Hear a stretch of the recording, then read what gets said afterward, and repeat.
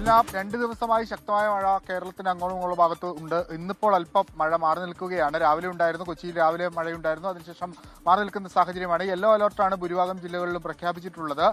പ്രത്യേകിച്ച് ശനിയാഴ്ച വരെ ഈ മഴ തുടരും എന്ന നിർദ്ദേശം നൽകിയിട്ടുണ്ട്. പ്രത്യേകിച്ച് കടലിൽ പോകുന്ന ആളുകളോടും അതോടൊപ്പം തന്നെ തീരദേശത്ത് താമസിക്കുന്ന ആളുകളോടും ജാഗ്രത പുലർത്തണമെന്ന കർശന നിർദ്ദേശം നൽകിയിട്ടുണ്ട്. ഒരു തരത്തിലുള്ള അതിസാഹസികത്തിനും മുതിരരുത് എന്ന നിർദ്ദേശമുണ്ട്. ഇതുവരെ കാര്യമായ മഴക്കെടുതികൾ എങ്ങും റിപ്പോർട്ട് ചെയ്തിട്ടില്ല. കാസർഗോഡും അതോടൊപ്പം തന്നെ ഈ കോതമംഗലം പ്രദേശത്തും മാത്രമാണ് ചെറിയ മരം വീഴ്ചകളും മറ്റു കാര്യങ്ങളൊക്കെ ഉണ്ട്. അതിനപ്പുറത്തേക്കുള്ള വലിയ പ്രതിസന്ധികളിലേക്കൊന്നും കാര്യങ്ങൾ പോയിട്ടില്ല. ശനിയാഴ്ച വരെ ഈ മഴ തുടരും. അതുവരെ ജാഗ്രതാ നിർദ്ദേശങ്ങൾ കൃത്യമായി പാലിക്കാനാണ് അധികൃതർ നൽകുന്ന നിർദ്ദേശം. ഒപ്പം തന്നെ ഒരു പ്രധാനപ്പെട്ട കാര്യമുള്ളത്, ഏതെങ്കിലും തരത്തിൽ അസാധാരണമായ സാഹചര്യം ഉണ്ടായി, പ്രത്യേകിച്ച് വെള്ളക്കയറ്റം അടക്കമുള്ള സാഹചര്യം ഉണ്ടാകുകയാണെങ്കിൽ ഉടൻ തന്നെ ജനപ്രതിനിധികളെ ബന്ധപ്പെടുക, അവിടെ നിന്ന് മാറി നിൽക്കാനുള്ള നടപടി സ്വീകരിക്കുക. എല്ലാ തദ്ദേശ സ്ഥാപനങ്ങൾക്കും അതോടൊപ്പം ജില്ലാ ഭരണകൂടത്തിനും റവന്യൂ വകുപ്പ് അതുമായി ബന്ധപ്പെട്ട് ഇപ്പോൾ ഈ ദുരിതാശ്വാസ ക്യാമ്പുകൾ സജ്ജീകരിക്കണമെങ്കിൽ അതുമായി ബന്ധപ്പെട്ടുള്ള വിവരങ്ങളൊക്കെ കൃത്യമായി നൽകിയിട്ടുണ്ട്. അപ്പോൾ അവർ നൽകുന്ന നിർദ്ദേശം കൃത്യമായി പാലിക്കാൻ എല്ലാവരും തയ്യാറാകണം. അതല്ലെങ്കിൽ വലിയ പ്രതിസന്ധിയിലേക്ക് കാര്യങ്ങൾ പോകും. അപ്പം ജലാശയത്തിൽ ഇറങ്ങുന്നത് പരമാവധി ഒഴിവാക്കണം. കഴിഞ്ഞ ദിവസങ്ങളിലൊക്കെ